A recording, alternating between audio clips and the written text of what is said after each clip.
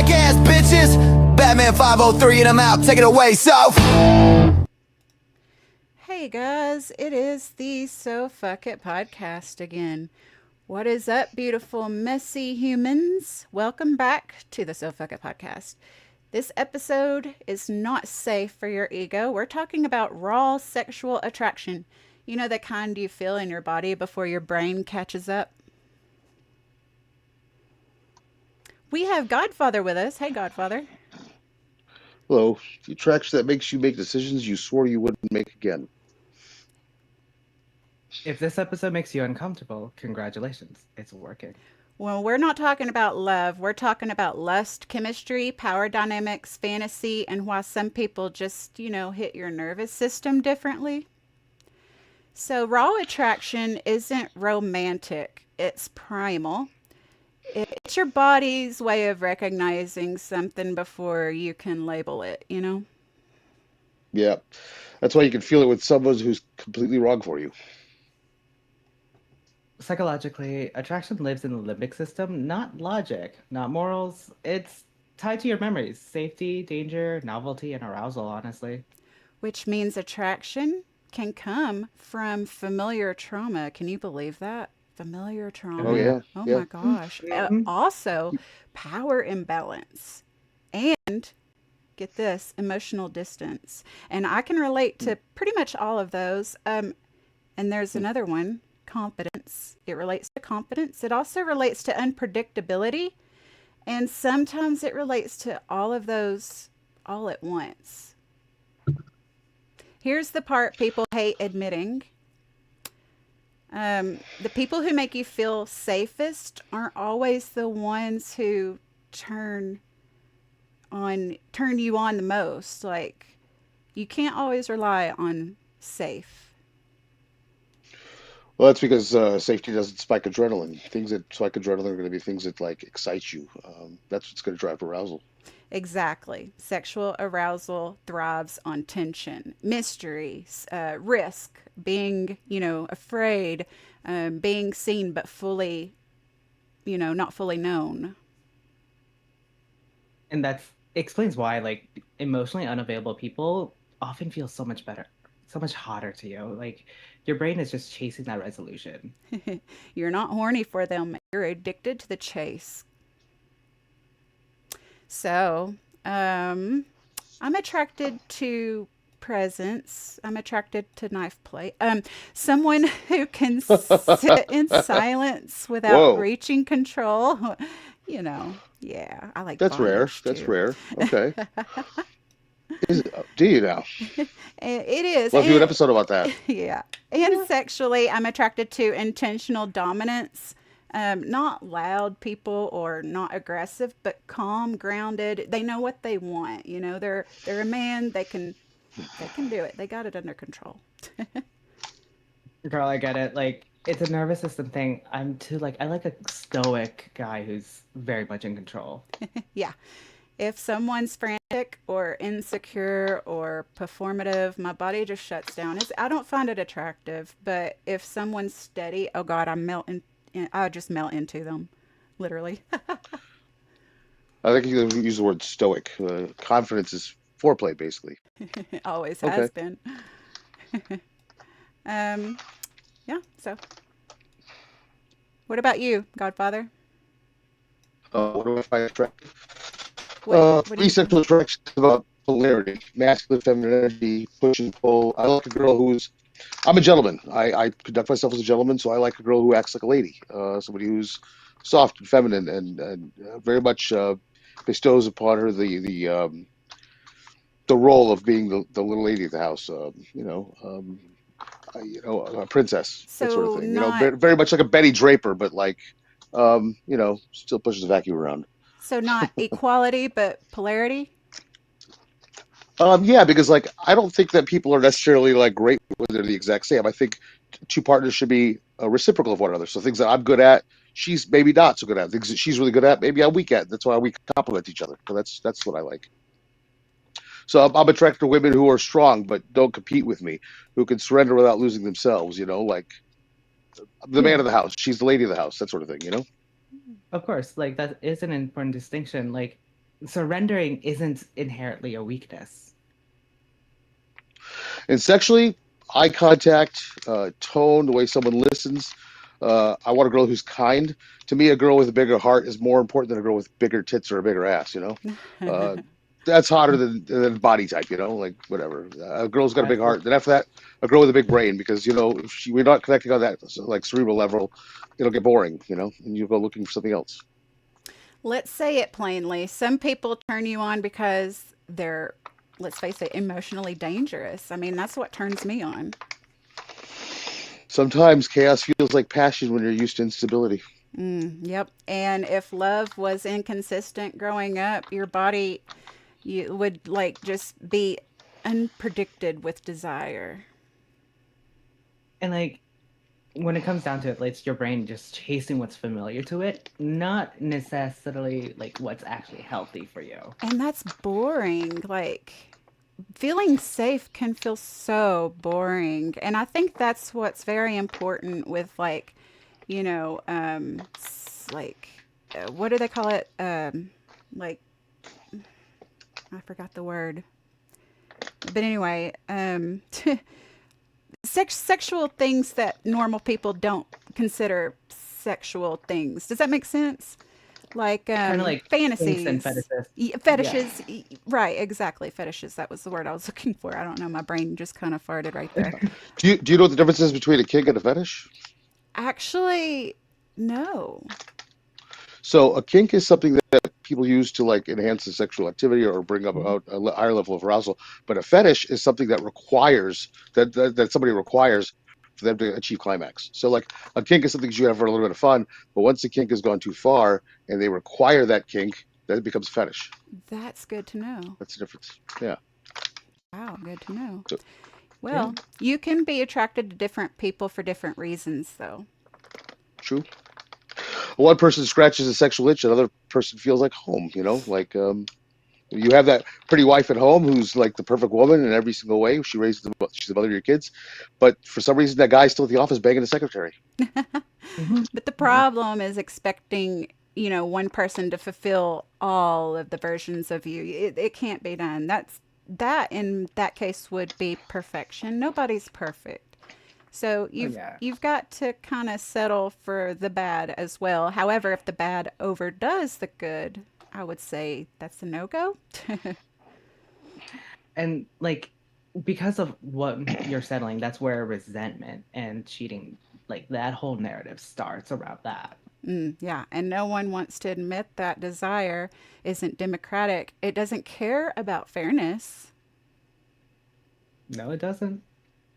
We've been taught to feel guilty for wanting what we want, um, like the kinks and fetishes. A lot of people I know that, around on the Discord community, they talk about fetishes and they kind of talk down about some fetishes. Men have foot fetishes, for example. I've just, before I've heard like women make fun of that. That's not necessarily anything bad. There's nothing wrong with that. We are all different and we all want what we want. Hmm. True, true. Especially women. Especially women. Wanting sex doesn't make you reckless. Wanting intensity does. Makes it leak out sideways, so it doesn't like help you at all. And just remember, like, honesty is so much safer than repression. So always be honest with, your partner out there. So Hmm. here's the grown up part, guys. Attraction doesn't require action. Desire doesn't override consent, and chemistry doesn't excuse disrespect. Don't ever be disrespectful. Yeah, you can acknowledge attraction without letting it ruin your life. I mean, first of all, like always conduct yourself as a gentleman, and you might be attracted to a lady, but don't pursue her to the point where it makes her uncomfortable. Like I said, be a gentleman. At every step of the way, be a gentleman. It's not hard to do. Absolutely. Absolutely. And like awareness turns compulsion into a choice. So like being self-aware actually helps you like realize, oh, you're being a little creepy. Back the fuck off. Yeah. Absolutely. You're I think Go ahead. sorry. Well, I was gonna say, I think too many times people like to self-diagnose themselves as autistic, which gives them an Oh yeah. excuse to behave poorly. Mhm. Instead of doing that, recognize that you're being a little out of pocket and self-correct instead of having to have society do it for you. Because when that happens, you end up looking like a jerk, and that's going to make Mhm. you way less attractive to any of the ladies that are out there, or maybe men. Yep. Your Sorry, attraction I didn't mean to cut you patterns. off. Oh no, you're fine. Your attraction patterns, they're not information or they're your attraction patterns are information, but they're not instructions, is what I was trying to say. So don't go based off your patterns to, you just they're information. They're clues, is if that makes any sense. Sure. And a lot of the problem is too that we grew up in this world with movies and Disney stories where, the guy, if he's persistent, he'll eventually get the girl. In real life, the guy who's persistent is a stalker or a creep. He's basically harassing that lady. Mhm. And that's not the guy you want to be. But, we got these narratives growing up that you got to be this persistent guy and eventually, the princess will fall for you. But learn from these like kinds of like nuances instead of being controlled by them, yeah. Learn to use good And judgment. exactly. And the moment you understand why you want what you want, you stop being controlled and owned by it. Like it's so much easier to just understand what's going on with your head and your body and then to just go for it. Right, right. I think real quick, if I can, just there's very few things we can control. Even these control junkies out there, people who think they want to control everything. The only thing you can control is how you react to whatever happens to you. That's the only thing you can control, right? So just be in control of that, and then Mhm. you should be okay. And stop lying to yourself. Sit with yourself, journal it, talk about it. Sit with, just sit with that. Just sit with it. Yeah, because lust isn't evil, but unconscious lust is dangerous. And attraction, it's fun until it's not, you know? Um, Attraction, like, I know for me, I had a issue with like, being secure with myself even after somebody was attracted to me. But the more that you sit with that and the more that you realize, hey, I have imperfections, but so does everybody else. I'm not perfect. My partner isn't either. Quit, I Hmm. guess what I'm trying to say, quit putting a spotlight on people who your brain can like make them more than what they actually are. Does that make sense? Yeah. Sure, sure, And sure. so it's important to be, grounded with that and not overthink somebody that they're not. Correct. If I can, I want to throw a little bit of science into it too. Like there's been studies on this sort of thing. Like for example, 74% of women prefer genetically dissimilar males to themselves. So, and they could determine that just by scent, because we all put off pheromones, right? Mm. There's the T-shirt test that they did a few years back, where basically they would have guys wear this T-shirt for a couple of days, and then they would like take these T-shirts and they would offer the ladies these T-shirts, and they just by scent alone they would pick the guy they thought was like would be the most potential mate. That's because instinctually we have some of these things that drive us, right? Yep. So, for example, a guy likes a girl with who's got a big cup size, right? And that's because that cup size signifies to the male that she could provide, nourishment to the young. Some guys like a girl with a big posterior, because the fatty tissue of the posterior is actually really instrumental in healthy brain development for children. So those things that drive our instincts that from biology are part of what makes us do what we do, right? So Mhm. it's not all things that we learn from like pop culture and media, because like back in the day, Marilyn Monroe was considered the beauty standard for women in America, and she wasn't exactly a size zero, right? And these days, Kim Kardashian would be probably the modern day, Marilyn Monroe. And again, she doesn't follow the same beauty standard that every other woman in Hollywood But follows. I There's love some girls that. who, I so love that yeah, because yeah, Yeah. sure, sure, back in the Y2K, it was all about skinny. Paris Hilton was so skinny. Everybody wanted to be like Mary That Kate and Ashley, and like, Callista that's what Flockhart, she caused was a a, lot of people yeah, eating disorders, and as for there you go. me that heroin especially. chic, Yeah. that Mhm. heroin chic, and like the worst, you can actually kind of pinpoint it down to exactly where it came from because the heroin chic um, aesthetic and trend started with Tom Ford and Gucci. Oh, really? Oh And wow, yeah, yeah, okay. in like Hmm. the mid to late 90s, 94 or 96, I can't And remember. I bet Chanel had something to do with that. Um, no, Oh, it was really? Tom Ford and Gucci. Interesting. Wow. Yeah, because Chanel's body type is more boyish, more square. Oh, So yeah. her, Okay. Hmm, that's yeah, true.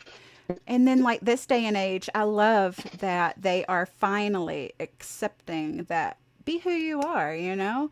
If oh you're a yeah, little more curvy, that's beautiful. I love that they're not promoting anorexia anymore. It's so liberating. Absolutely, absolutely. I mean, everybody's got a type, right? Like, it's no secret to you guys, I'm sure, that I've always loved redheads. So that's everybody knows that. Just That's remember what what this he is. said. Everybody has a type, and you don't yep. want to be what everybody else is trying to be because you might not attract your actual partner. You doing it that way. You've got to be yourself to attract the right people, especially when it comes to sex. And then that way you guys can be sexually made for each other and enjoy it. I True. Hmm. don't Plus, think there's also, not true everybody's science. attracted to the same thing, right? Like, I've heard these phrases: sapiosexual, demisexual, pansexual. Like, these are all just different kinds of sexual attraction. Not everybody wants the same thing, right? So I think there's something to be said about that too. Like, I tend to like a girl that is. The reason I married my first wife is because she was smart. She was smarter than me, and that was, no offense, but hard to find because I'm a bit of an academic. And so when I found a girl that was smarter than me, I was like, man, I had to have her. And the really great thing about that is, because she was smarter than me, she could call me on my bullshit before I went out there and made a fool of myself, and that was super important. You know, A lot of men are attracted to intelligence in a woman, Oh yeah. and they're also attracted to bigger girls. I know that a lot of, or curvy women, I know that a lot of bigger women have, self confidence issues because they feel, oh, they're too fat, blah, blah, blah. No, you're not. You're beautiful. And that's what you need to understand about yourself. And I think we've just been programmed into the skinny narrative for so long that when it finally changed and we've finally started to accept, being yourself and curvy is great, then, it's like we're not getting on that level. yeah, I think the important thing is just to be healthy. Because you want to give your partner as much time with you as possible, and if you are doing anything that's going to diminish that health, you could cut your time short with them, and you wouldn't want that. Yep, You know, Mm-mm. exactly. Sure. you You guys have anything I've been lucky. else? Oh, go ahead. Well, I've just, I can't explain it, but I've always been very, very lucky and very blessed that I've always been able to date way above my pay grade my whole life, and I have no idea what that is. If he's either it's the gift of gab or something, but I've always been blessed that way, and I'm definitely grateful for all the Oh, women who were able to look past my shortcomings and still give me a chance. oh, that's awesome. That's So very humble of yeah, you. yeah. Thank you. Something else I wanted to throw out there, like, again, people are attracted to different things, right? So like, some guys like girl that's petite, some guys like girls with redheads. Like, women sometimes go after guys with really deep voices. I don't know. Do Oh you have yeah. anything to say about that, For me. Soph? Uh, Yeah, So for I'm just me, curious. it's tall. They've got to be taller than me, and I'm pretty tall. For a woman, I'm 5'6", and so they have to be taller than me. I can't date, and they can't be 5'10". They got to be taller than 5'10". I'm sorry, but 5'10" is just too short for me. That But cuts me out. oh, I we'll talk. But For no, me I'm kidding. personally, I'm also in the same boat. Like I like taller guys. But however, I'm short. I'm 5'4".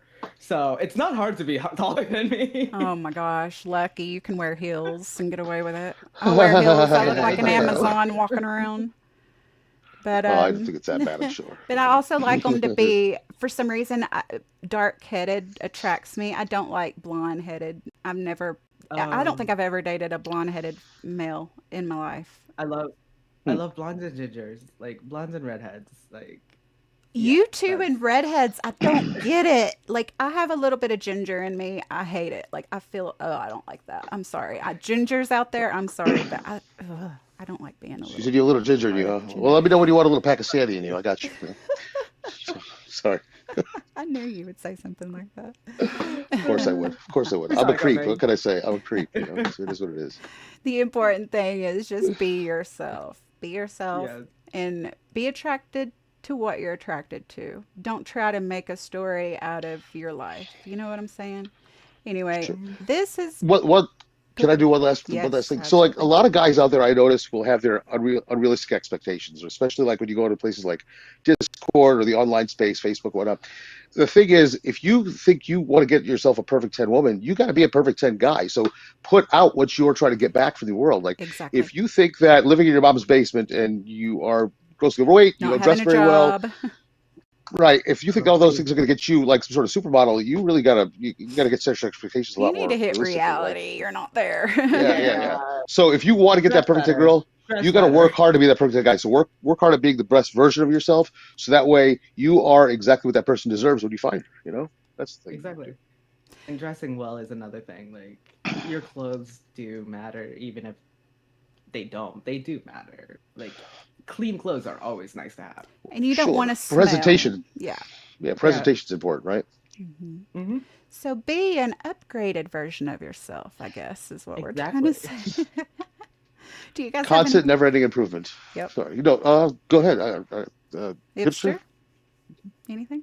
That's, that's all for me. Yeah. Okay. Well, guys, I know this is a little short, but honestly, I've not been feeling good all day, and I honestly wasn't even going to do this live stream, but I toughened up and we're doing it. But we are going to cut short a little bit early tonight. I know it's not too much early, but hey, stick with us next week. I want to say this has been Sophuckit Podcast, and I want you guys to stay honest, stay aware, and stay a little feral. So fuck it. So fuck it. So fuck it. Bye, guys. Subscribe. See Bye. you next week.